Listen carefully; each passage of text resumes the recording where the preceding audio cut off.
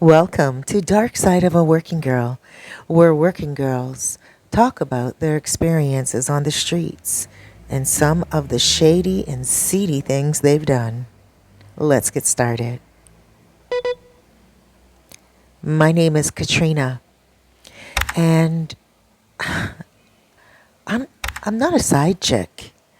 You know, when I met my boyfriend, he told me that I was his woman. I live in the Dominican Republic, more specifically in SOSUA, and I was a working girl on the streets when I met him. But I was what we refer to here as a weekend warrior. So I would come on the weekends. Originally, I'm from Santiago. And I would come on the weekends, and at first I started to just come to see my aunt who lives in Los Cerros. You see, she's not really my aunt, but she is my uncle's girlfriend, and she's a foreigner. So at first, I would come to Sosua to visit her on weekends and help her out around the house. But then eventually, when I started to get older, I would come alone and just take care of her house for her when she would go to Italy for 6 months. And during that time, I would go online and I would have guys come over and, you know, we'd have fun and they'd give me a little bit of reward for it, and that would be it. Eventually, when my aunt would come back to town after her 6 months in Italy, I would go out on the streets. But by that time, I met a couple of ladies and I would work with them. My family never found out. But I did eventually meet an American. And him and I, we really hit it off. It was amazing. And he told me I was his woman. And he told me he would take me off the streets, which he did. And he put me up in a really nice apartment. I can't complain.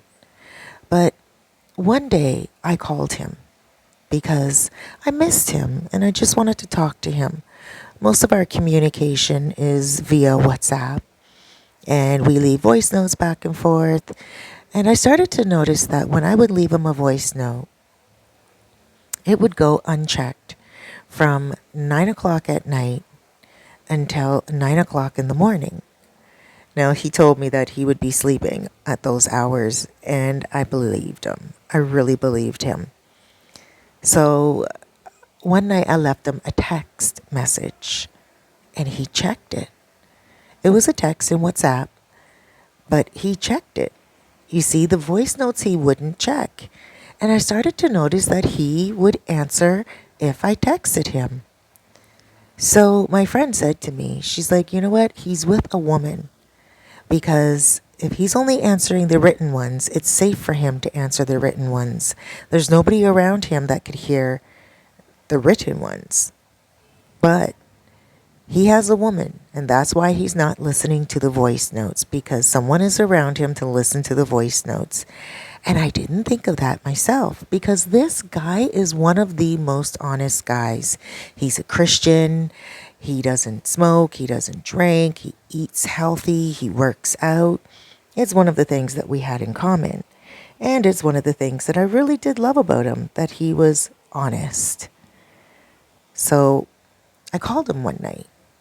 And I never ever called him before, and I don't know why. I just always was happy with our voice notes. And I always believed that he would, you know, be honest and was really sleeping at 9 o'clock at night. But that one night when I texted him and he answered it through text, I continued to text him. And like again, my friend is the one that brought my attention to it.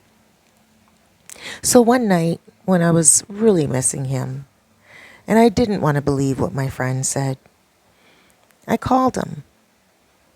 I guess it was for two reasons. One, to find out if maybe what my friend was saying was true.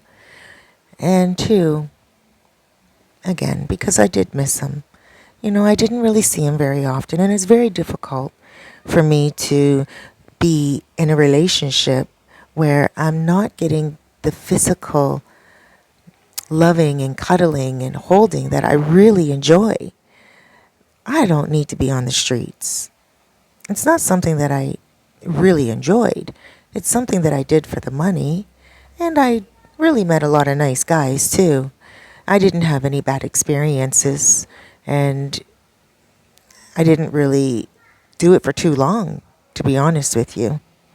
But this one night I called him. And when I called him, he did not answer the phone. But a woman did. And she said, "Hello?" And I was like, "Hi, can I speak to Trevor?" And she's like, "May I ask who I'm speaking to, please?" And I said, "His girlfriend." And she said, "Girlfriend." And I said, "Yes, girlfriend." And she said, "Hold on one second." And then I didn't hear anything. I guess she put me on mute. I did call through WhatsApp. Minutes later, he came to the phone and it hung up because I did hear him take it off mute. I did hear like a little rustle of a noise, a certain noise. I heard his voice and then I heard the hung up and it said the call ended pretty much, and I called back and nothing. It was declined. I called back again and it was declined. I went to call back again and his picture disappeared and I was blocked. Now, this is a man who's putting me up in a beautiful apartment here. A man that comes to see me. A man that I really trusted. I didn't think that he would do this to me. In our relationship, he was the one that was accusing me all the time. He thought I was dealing with foreigners when they came here, but I wasn't. I was being very honest, very straightforward, very truthful. I respected our relationship. Sure, I know girls that are here, working girls, that they have Western Union poppies, they have simps, they have guys believing that they don't have any other men. But I wasn't doing that. I was being very honest. I was very happy in my relationship. Trevor really disappointed me and hurt me. It wasn't until about 6 days later, almost 7, when I heard from him. And it was not from the same phone number. And I did try to call the phone a couple of times the next day. And I tried to call the phone number, not from my phone, but my friend's phone. And it was disconnected. There was just no answer to it. I'm only assuming that the woman that answered the phone made him change his phone number. That's the only logical thought that comes to me. Anyway, when he contacted me almost a week later, he said to me, "I'm sorry. I do love you, but I'm married. If you can accept me as a married man, then we can continue with our relationship. If you can't, I'll understand. When I come to the Dominican Republic again, I'll explain everything to you. I promise. If you want to be with me, I'll continue paying your rent and continue putting you through school. If you don't want to be with me, then I will continue paying your rent, continue putting you through school for the next 3 months." I mean, when he said that to me, I thought, I'm going to be in school for another year. I'm studying law. And you know what? I've been listening to a few of Cerise's podcasts, if you will. Diary of a Working Girl, Dark Side of a Working Girl. And I didn't think I was going to be the dark side of the working girl. I would have been Diary of a Working Girl. I just gave you my diary, how I became a working girl, but never did I think I was going to be the dark side. Because I'm thinking to myself, He's not really given me much of an option. 3 months? What am I going to do after 3 months? Study only for 3 months and then give up my drive to be a lawyer? My ambition? My motivation? On some of the podcasts that Cerise has about working girls, some of them have really made a life for themselves. It inspired me to hear some of the women that save money, some of the women that do good for themselves. I want to be one of those girls. I thought I was going to have the perfect life. Education, good man.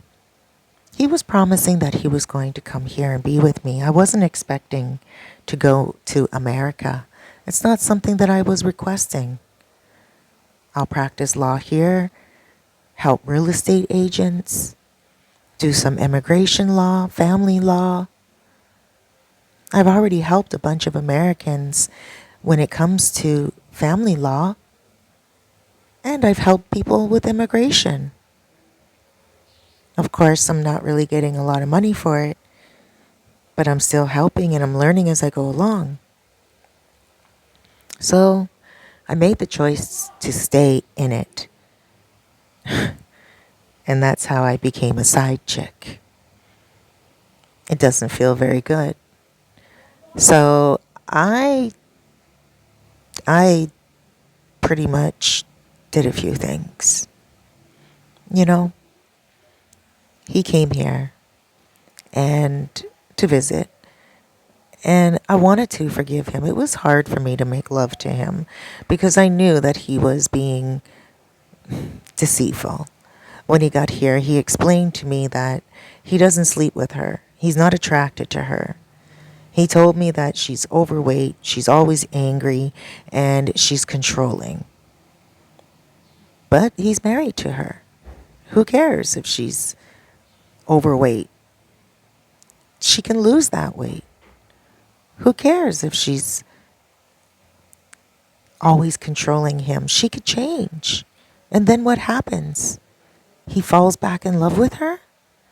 I asked him that, and he said absolutely not. He's not attracted to her. He doesn't even want to be near her. They don't even sleep in the same room. How am I supposed to believe that? He told me he sleeps in the spare room. He took a video of a spare room. But if he sleeps in a spare room, then why can't he speak to me 9 o'clock at night? Or even listen to my messages with earplugs? I know he's lying about that, but what else is he supposed to say? So when he visited me, I just felt like I needed to get him back. And I did. In his shampoo, I put hair remover. He has beautiful long dreads. And they're his pride. He considers himself Samson. You know, Samson and Delilah from the Bible. Except he's not that type of man. Because he's not honorable. He's a liar. And so I put some hair remover inside of his shampoo. His dreads started to fall out at the scalp. He didn't know what was going on. I do have to admit, it was funny. It was, because it happened instantaneously. Instantaneously. He thought it was the water. He's like, oh my gosh. His head was burning him. He didn't even think for 2 minutes that there was something in the shampoo. He still doesn't know. I don't mean to laugh, but it's true. He deserved it. And then we had the water tested, of course. And once the water was tested and he found out it wasn't the water, he thought it was his health. Well, that's what I did to him. And I don't know what else I'm going to do. But every time he comes back to the Dominican Republic to visit me, I'm going to do something else to him. For the next year, I just want revenge. Why a year? Because I still have a year of school left. And as soon as I finish school, I'm leaving his ass high and dry. And then I'm going to take him to the Fiscalia. Those are the courts, the fiscal. And I'm going to get money from him. Because here, if you're with someone for a certain amount of time and you're taking care of them, and then you do them wrong, or you just leave them high and dry, you have to pay them something. He doesn't know that. He's going to, because I'm going to be a lawyer and I'm going to fight for my right. He didn't have me sign any papers at all. Nothing. He's such a fool. I have friends where they go and they stay with their men, and their men get them to sign some type of legal paper. I've had men ask me to create a paper of that sort for them, so when their girlfriend leaves, she doesn't get anything. And it's not always binding, but it does stand up sometimes in court. Well, he didn't have me sign anything, and he knows that I do this sometimes for people here. He trusts me. He thinks because I stayed and agreed to be his side chick, I'm going to stay after I graduate. Can you imagine? I can't. He's not thinking right. And we could have had such a good relationship. I'll be honest. If he was honest, I wouldn't be this hurt. I wouldn't have fell for him as hard as I did. I really did love Trevor. And I still do in some way. But I'm just more angry now. And I feel very, very scorned. Well, guys, what was that all about? Oh, the dreads. Oh no. And his dreads were just falling out. That's so sad. It takes a long time to grow dreads. So I hope that he got that under control. Guys, listen, all I have to say is if you are in a situation where you're treating a woman badly and you are disturbing her peace, then be careful. Because when you awaken the heart of a woman, you better be able to take care of it. Have a wonderful day, guys. Thank you so much for joining Dark Side of a Working Girl. Please be sure to subscribe, hit that like button, share, and comment down below.